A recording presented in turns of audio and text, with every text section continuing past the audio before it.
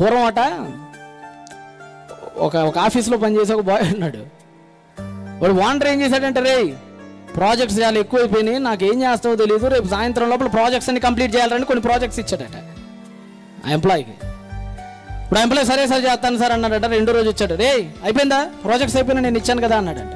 Sir అవ్వలేదు sir, సరే ఎంతో కష్టపడ్డాను సార్ కానీ కాలేదు సార్, ఏమనుకోమాకండి సార్ అన్నాడంట. ఛీ 25 ఏళ్ళ నుంచి నా దగ్గర పని చేస్తున్నావు రే, నువ్వు అడ్డగాడిలాగా శాలరీ తీసుకుంటావు, 1వ తారీఖు వస్తే నీకు ప్రాజెక్ట్స్ కంప్లీట్ చేయడం రాదురా, ఛీ పో ఇక్కడి నుంచి అన్నాడట అండి. సల్ల ఆగిపోయిందండి ఇప్పుడు వీడికి. ఎవరికి? ఎంప్లాయీకి. నన్ను పట్టుకొని అడ్డగాడిది అంటాడా అని ఆ కోపాన్ని అంతా సూట్ కేసులో వేసుకున్నాడు. వేసుకుని ఇంటికి పోయాడు, సూట్ కేసులో వేసుకుని ఇంటికి పోయాడు. మేకపిల్ల ఎక్కడ దొరికిద్దా అని చూశాడు. ఇప్పుడు ఆ మహాతల్లి వంటగదిలో నుంచి రంగప్రవేశం చేసింది వాళ్ళ భార్య. కాఫీ దావే అన్నాడు. కాఫీ కోసం వెళ్ళింది. పంచదార అయిపోయి ఆ ఉప్పు వేసింది అంతే. ఎందుకంటే మన తల్లి ఇప్పుడు సీరియల్ చూస్తూ ఉంటుంది కదా, ఆ చూసే మైకల్లో చక్కెర అది తెల్లగానే ఉంటుంది, ఇది తెల్లగానే ఉంటుంది. చక్కెర అయిపోయి ఆ సీరియల్ చూస్తారు కొంతమంది చూడండి, ఏ పనులైనా ఆ సీరియల్ మీద ఉంటాయి కళ్ళన్నీ. ఈ చేతులు చేస్తూ ఉంటాయి. పూర్వట మళ్ళీ మధ్య లేదు, న్యూస్ పేపర్లో చదివా. అంటుంది, సార్ మా ఇంట్లో కేజీ బంగారం పోయింది సార్ అనింది. పోలీస్ కంప్లైంట్ ఇచ్చింది. ఎన్నింటికి పోయిందా? మా అర్ధరాత్రి 2ంటికి పోయింది. అర్ధరాత్రి కాదు సార్, పట్టపగలే పోయింది సార్. పట్టపగలు పోయిందా? ఏ ఊరికి వెళ్ళారమ్మా మీరు? సార్ మేము ఏ ఊరికి వెళ్ళలేదు సార్, ఇంట్లోనే ఉన్నాం సార్. అవునా? నిద్రపోతున్నాం? లేదు సార్ నిద్రపోవట్లేదు సార్, మేలుకొని ఉన్నాను సార్. ఎట్టపోయిందే తల్లే ముందు రోజు చెప్పన్నాడట.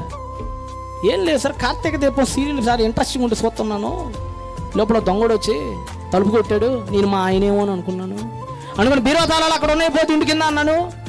ఆడు శుభ్రంగా పోయి ఆ బీరువా తాళాలో ఉన్న బంగారం అంతా తీసుకొని ఆ వంటగదిలో ఉన్న బిర్యానీ కూడా తిన్నాడు సార్ దరిద్రుడాడు. బిర్యానీ కూడా తినేసి టాటా బాబాయ్ చెప్పారు వెళ్ళాడు సార్. సాయంత్రం మా ఆయన 6ంటికి వచ్చి ఏమే బీరువా తాళాలు తెలుసున్నాయి ఏంటి అనగానే, అదే నువ్వే కదా వచ్చింది మధ్యాహ్నం అంటే, నేను ఎక్కడ వచ్చారని వందన ఆఫీస్ అయిపోయింది ఇక్కడే అన్నాడు. అప్పుడు అర్థమైంది సార్ వచ్చినోడు మా ఆయనగా దొంగని, అంతా సీరియల్ మాయ సార్ అనిందంటే. అట్లాంటి వాళ్ళు ఉంటారు కదా మనలోను. ఆవిడ ఏదో సొత్త మొత్తానికి చక్కెరేవి ఉప్పేసింది.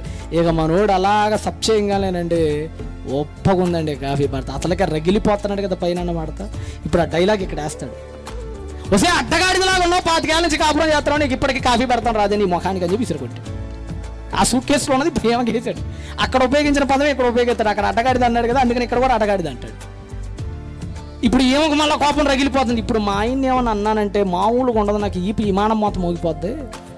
ఇప్పుడు వీడు మంచి టెంపర్లో ఉంటాడు, వీడు కదిలిస్తే కడుస్తాడు, అనవసరం ఇప్పుడు కదిలించుకోవటం అని ఆమె కూడా ఆ కోపాన్ని సూట్ కేసులో వేసుకుని ఇంట్లో బిడ్డ కనపడతాడు. ఆ చిన్నోడు ఏదో ఆడుకుంటా ఏ పెన్నో ఏ అద్దమో కింద పడేస్తాడు. ఇక రగిలిపోతుంటుంది అనమాట. ఇప్పుడు ఏమకి అట్టగాడిలో ముట్టు కిందకు 3 వేలు వచ్చినాయి, ఇప్పటిదాకా నీకు తెలియదు అని చెప్పి అంటుండే బయటికి. ఆ కోపాన్ని తీసుకెళ్ళి ఏమో అక్కడ ఇసిరేసి ఆడికి కూడా బుట్ట సూట్ కేసు ఉంటుంది, దానిలో పెట్టుకుంటాడు ఆ కోపాన్ని. ఇప్పుడు ఇది అసలుకే తెంగరది, ఇడిగానే సాగు కొట్టింది చెవులు 2ను. ఇప్పుడు కనుక ఎక్కువ మాట్లాడాలంటే కింద పైన వాయించేసిద్దిరా బాబు అని చెప్పి ఆడు కూడా బుట్ట సూట్ కేసులో కోపాన్ని వేసుకొని రోడ్డు మీద పోయేటప్పుడు ఇందాక ఆ బుట్టని కలిసినట్టే కుక్క కరిసిద్దండి. ఇప్పుడు ఆ కుక్క దగ్గర సూట్ కేసు ఉంటుంది కదా, చీపో అని ఎగురొక్కదాని అంటాడు, అది దాని దగ్గర సూట్ కేసు ఉంటుంది, అది వచ్చి ఇన్ని కరిసిద్ది. కరవంగానే మళ్ళీ హాస్పిటల్లో వచ్చారు, రేబీస్ వ్యాధి వచ్చిందంటే 25,000 రూపాయలు ఖర్చు అయిద్దండి అంటాడు. మళ్ళీ ఇప్పుడు ఆ ప్రబుద్ధుడే వచ్చి వాళ్ళ నాన్నగారు ఆ డబ్బులు 50,000 ఆ శాలరీ తీసుకొచ్చి హాస్పిటల్లో పెట్టాలి. ఇప్పుడు ఎంతకు ఏం సాధించాడు కోపం ద్వారా? ఉన్న డబ్బు పోయింది అంతే హాస్పిటల్ ఖర్చులకి.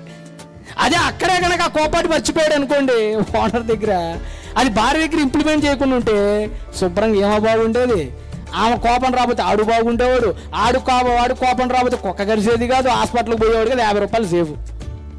ఇప్పుడు మన కోపం చివరికి ఏం చేసిద్ది అంటే మన డబ్బులు మింగేసిద్ది అంతే, సింపుల్గా చెప్పాలండి. అందుకని ఎక్కువ కోపపడకండి. ఎప్పుడైనా చిన్న పొరపాట్లు జరిగినప్పుడు అండి ఒకళ్ళు రెచ్చిపోతుంటే ఒకళ్ళు తగ్గండి ప్రియులారా, ఎప్పుడైనా మంచిది అది. ఎప్పుడైనా మీ భర్త బాగా కోప్పడిపోతున్నాడు అనుకో, ఏమేమి తగ్గు, నీ భర్తే కదా నేను పోషిస్తున్నాడు, నీకు కడుపు నిండా అన్నం పెడుతున్నాడు, బాగా చూసుకుంటాడు, ఏదో కోపడ్డాడు నీ మీద కాకపోతే ఇంకెవరి మీద కోపడతారు చెప్పు అనుకోండి, సర్దుకొని పో. అంతేగాని నేను ప్రధానికి చులకనైపోయాను, పొద్దున్న ఎగితే నన్ను అన్నావు, నేను నీకు ఎట్ట కనపడుతున్నాను అన్నా రెచ్చిపోయావు అనుకోండి, ఏమైపోతుంది చెప్పండి. ఇప్పుడు అగ్గిపుల్లలు వరుసగా పెట్టారండి, ఒక అగ్గిపుల్ల తర్వాత మంట ఇంకొక అగ్గిపుల్లకి వెళ్ళిపోతుంది. ఇప్పుడు మధ్యలో నిప్పార్పాలంటే ఏం చేయాలి? ఒక అగ్గిపుల్లను వెనక్కి లాగా నిప్పారిపోయింది. వరుసగా పేర్చిన అగ్గిపుల్లలు వరుసగా నేను ఏ అగ్గిపుల్లని తగ్గను అనింది అనుకోండి, నిప్పు అన్ని అగ్గిపుల్లను తగలెట్టేసిద్ది.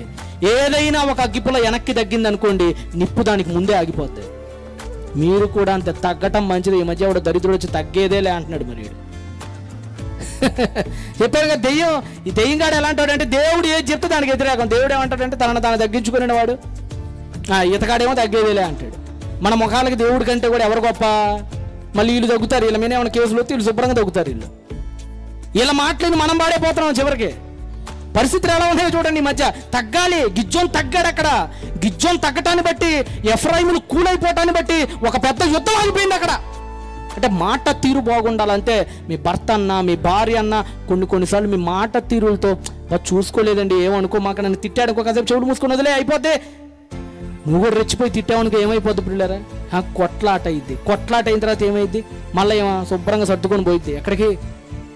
పుట్టింటికి. మొన్నోడు పెద్ద ఆయన వచ్చానాడంట, అమ్మ భర్త ఏదైనా మాట అంటే సర్దుకుపోవాలమ్మంటే సూట్ కేసు సర్దుకొని పోయిందట. ఇంకొక అర్థమైంది మరి. భర్త ఏమైనా మాట సర్దుకోమంటే ఏంటి? ఇంకొక అర్థం సూట్ కేసు సర్దుకొని పోయిందని మరి శుభ్రంగాను.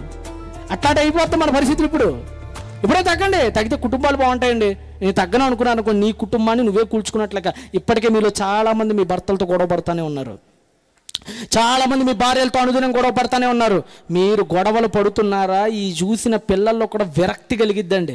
విరక్తి కలిగి వాళ్ళు కూడా ఈ రౌద్ర స్వభావాన్ని నేర్చుకొని జీవితంలో వాళ్ళు కూడా ఏటికి ఉపయోగం లేకుండా అయిపోతారు.